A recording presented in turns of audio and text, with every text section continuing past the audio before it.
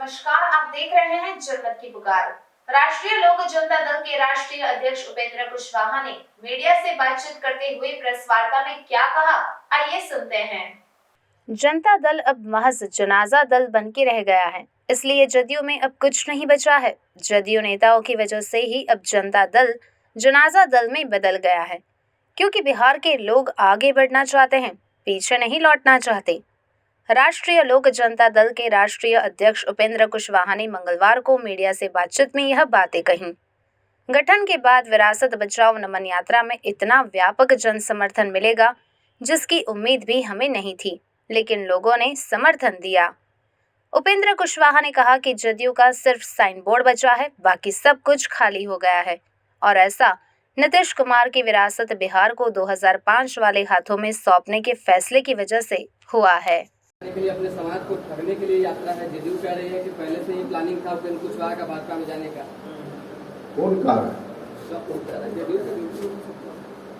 ने तो कहा कि अब जदयू में वही लोग रह गए जिसको नीतीश जी ने कैटेगरी बना दिया है कि समाज में कुछ लोग हैं जो सुधर नहीं सकते, वो गड़बड़ करवे करेंगे। नीतीश जी यही बोलते हैं ना कि कुछ लोग हैं जो गड़बड़ करवे करेंगे, तो जो गड़बड़ करवे करेंगे वही लोग जब बच गए हैं वो लोग कुछ भी बोल सकते हैं। उनकी बात का क्या? चलिए ठीक सर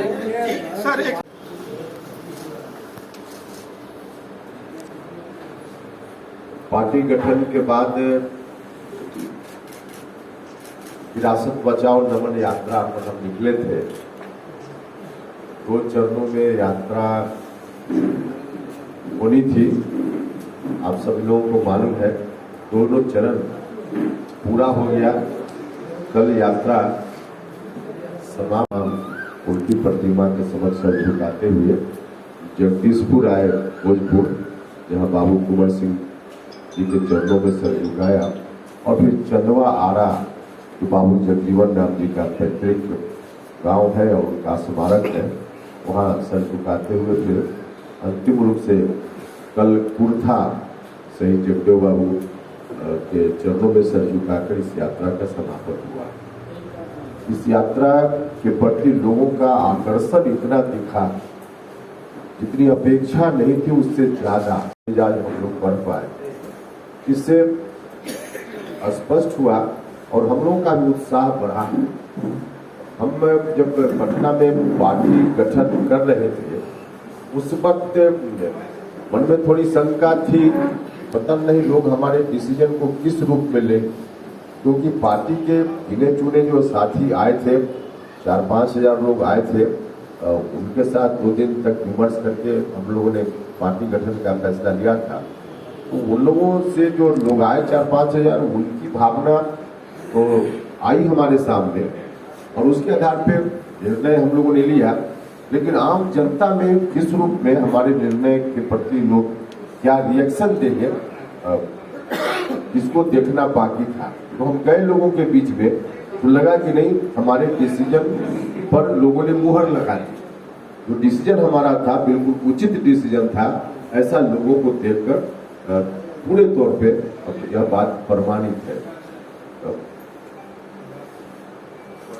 जिस रूप में नीतीश कुमार जी ने बिहार को ले जाने की बात की, और खुद ही नीतीश जी बोलते भी हैं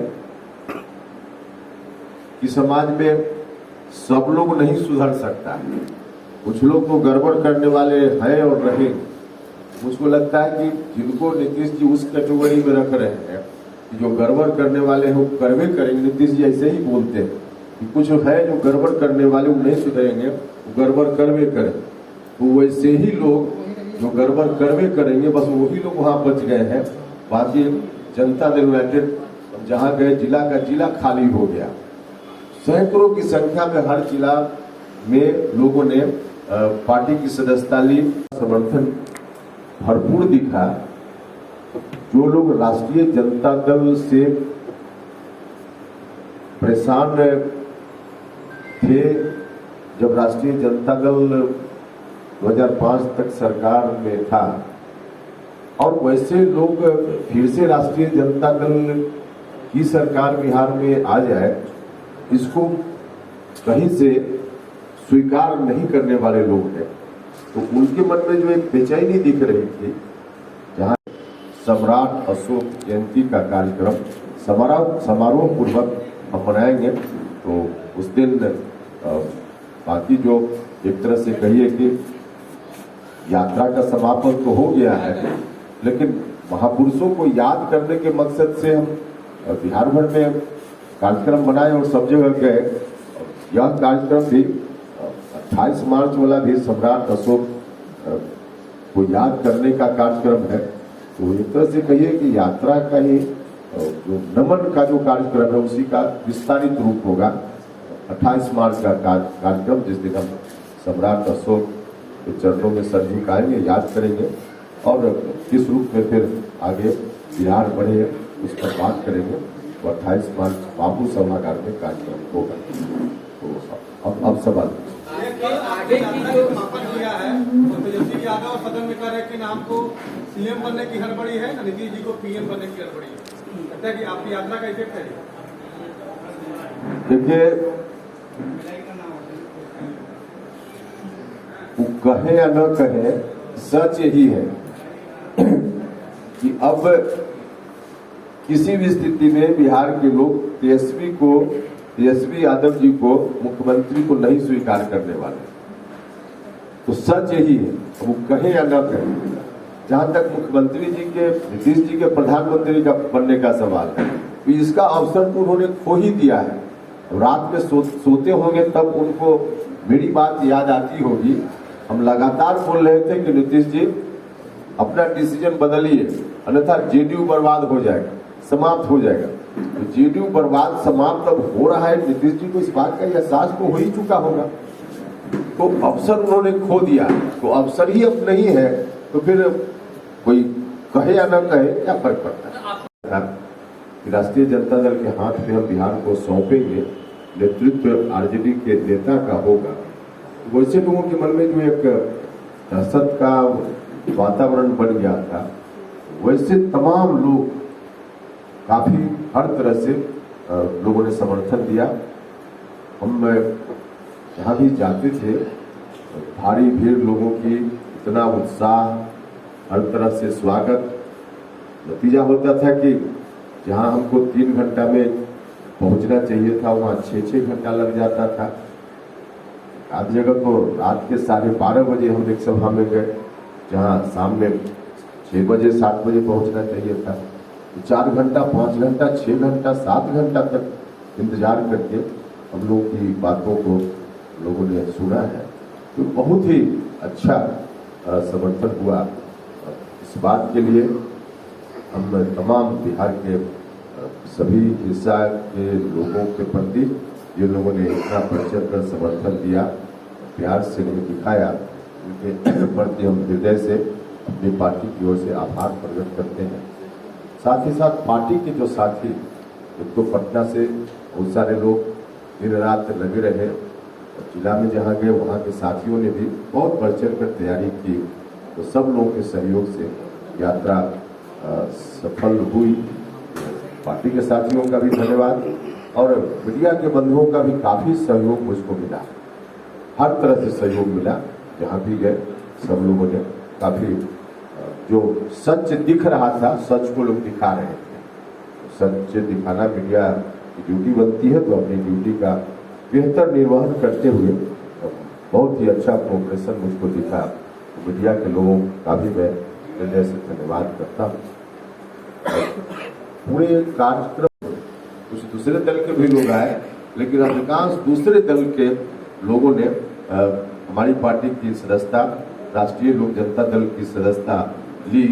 तो कई जिला तो सैकड़ों, जेडीयू का कोई सीधे कार्यकर्ता नहीं बल्कि जिला में विभिन्न पदों पर या राज्य में विभिन्न पदों पर रहा हुआ व्यक्ति, उन लोगों ने बड़े पैमाने पर पार्टी को छोड़कर, जेडीयू को छोड़कर हम लोगों के साथ आकर सदस्यता ग्रहण की। तो इस तरह से अब कुल मिला जुला कर जेडीयू, तो हमने बार बार कहा है कि जेडीयू का सिर्फ साइन बोर्ड बच गया है, अब वहाँ कुछ बचा नहीं है, बिल्कुल खाली डब्बा की तरह है। और ऐसा हुआ है सिर्फ और सिर्फ नीतीश कुमार जी के डिसीजन के चलते। जो डिसीजन उन्होंने किया, बिहार को फिर से हम 2005 वालों के हाथ में सौंप देंगे। तो इसके चलते यह स्थिति बनी है। तो जनता दल यूनाइटेड, हमने एक जगह और कहा था, आज जो स्थिति है जनता दल यूनाइटेड का तो जनाजा निकल गया, और इस रूप में अब जनता दल नहीं है, जनाजा दल है। अब कुछ नहीं बचा हुआ, जनाजा निकला है, और जनाजा निकला है जेडीयू के नेताओं के कारण, उसमें कोई दूसरा दोषी नहीं। उन्हीं लोगों के कारण जनाजा, जनता दल जनाजा दल में बदल गया है। तो इस रूप में बिहार के लोग अब आगे बढ़ना चाहते हैं, पीछे नहीं लौटना चाहते। वो आगे बढ़ने वाले लोगों को की भावना के अनुकूल हम सब लोग खड़ा उतरने का प्रयास कर रहे हैं। और इसी क्रम में बुरी बात हो जाए तो अब इतनी हड़बड़ी में क्यों, हमारी बुरी बात हो जाए बीच में ही आप। अब आगे का जो कार्यक्रम हमारा है, सम्राट अशोक जयंती 28 मार्च को पटना के बापू सभागार में पार्टी की ओर से हम मनाएंगे, पार्टी के साथियों की ओर से तय हुआ। हाँ, देखिए फिलहाल तो जो स्थिति है पूरे देश भर में हम विपक्ष की पार्टियों को देख रहे हैं, न सिर्फ बिहार बल्कि बिहार से बाहर। उसमें कोई चुनौती अभी नरेंद्र मोदी जी के समक्ष नहीं दिख रही है। अभी एक तरफा गेम होता है, उस तरह का है, क्योंकि नरेंद्र मोदी जी का पर्सनालिटी और उनका काम, और उसके सामने बिखरा हुआ विपक्ष जिसका कोई एजेंडा नहीं, और उसमें से अधिकांश लोग भ्रष्टाचार में कभी जेल जाते हैं, कभी बाहर आते हैं। तो वैसे लोग मिलकर नरेंद्र मोदी जी का मुकाबला कहाँ कर पाएंगे? स्थिति तो यही है। सर, आपने कहा था कि ये मटेरियल है नीतीश कुमार, ऐसी क्या हो गई कि आप पार्टी बदलते ही ये रुख? नहीं, आप पार्टी बदलते ही नहीं, हम पार्टी में रहते हुए हम बोल रहे हैं। हम देखिए, ये बात सच है कि पहली बार जनता दल यूनाइटेड में अगर किसी ने कहा कि नीतीश कुमार जी पीएम मटेरियल है, तो हमने कहा था। बाद में चलकर पार्टी की ओर से और कुछ लोग बोलने लगे, लेकिन तब हमारी कोशिश थी कि जनता दल यूनाइटेड को हम नंबर 1 की पार्टी बनाए, जो हमने बार बार आपसे भी शेयर किया था कि जेडीयू को नंबर 1 की पार्टी हम बनाना चाहते हैं। लेकिन जेडीयू का रवैया जिस रूप में आगे चलकर हुआ, हम तो पार्टी में रहते हुए लगातार कहते रहे कि पार्टी कमजोर हो रही है, पार्टी नुकसान में जा रही है, संभलिए। हमने आगाह किया, कोशिश की, हर तरह से प्रयास किया, लेकिन नहीं संभले। तो जनता दल यूनाइटेड तो लगातार कमजोर हुआ है और हो रहा है। अब तो धीरे धीरे कहिए कि अस्तित्व ही उसका समाप्त होने को है। तो अब जनता दल यूनाइटेड जो पार्टी है नीतीश कुमार की, उसका ही अस्तित्व नहीं, तो फिर इस पार्टी का कोई नेता प्रधानमंत्री बनने के बारे में कहाँ उसमें कोई मामला बनता है। लेकिन आप पे आरोप पितिहरवा चंपारण गांधी जी के स्मारक से यात्रा की शुरुआत हुई, और फिर वहां से हम युवा सहनी का पैतृक स्थान वहां गए, मुजफ्फरपुर, बीनापुर, फिर रामफल मंडल, शहीद रामफल मंडल, उनका पैतृक स्थान है पांचपट्टी सीतामढ़ी, वहां गए। शहीद सूरज बाबू का पैतृक गांव है मधुबनी में, वहां गए। और उधर से होते हुए फिर हम कर्पूरी ग्राम, जननायक कर्पूरी ठाकुर जी की जन्म धरती है, वहां गए। उधर से फिर स्वर्गीय जगलाल चौधरी का पैतृक स्थान है सारण में, और फिर शहीद चंद्रशेखर सिवान गए।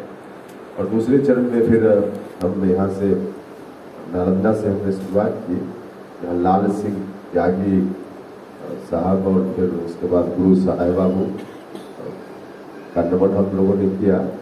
वहाँ से डॉक्टर श्री कृष्ण सिंह, बिहार के प्रथम मुख्यमंत्री, उनका स्मरण पर विद्या से पूरा भी जाकर किया। उधर से तिलका माझी हम गए भागलपुर, उनका चरण छुआ। और फिर वहाँ से हमारे शेखो देवरा जयप्रकाश बाबू का जो आश्रम है, वहाँ जयप्रकाश बाबू के चरणों में सर झुकाते हुए गया, जहाँ पर्वत पुरुष दशरथ माझी साहब का स्मारक है, वहाँ गए। और फिर उधर से हम आए सासाराम टिहरी ऑल्सन, जहाँ अब्दुल कयूम अंसारी साहब ये स्मृति में कार्यक्रम था, उनका पैतृक इलाका है। अगर आपने हमारा अभी तक चैनल सब्सक्राइब नहीं किया है तो कृपया चैनल सब्सक्राइब कर लें, लाइक करें, शेयर करें, कमेंट करें। तो मिलते हैं फिर किसी और खबरों के साथ। नमस्कार।